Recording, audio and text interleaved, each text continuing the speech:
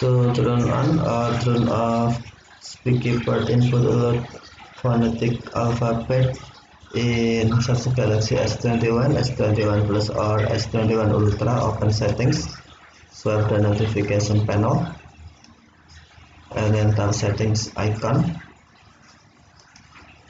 Scroll down settings screen, find accessibility,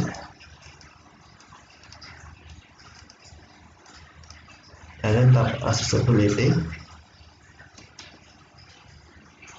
Select advanced settings, and then tap speak keyboard input alert.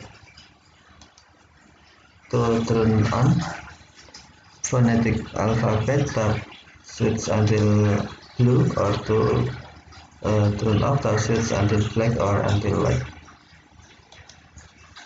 If you turn on a phonetic alphabet when reading letter aloud, use the corresponding word from the phonetic alphabet instead of the letter name. Okay, thank you for watching. Have a nice day.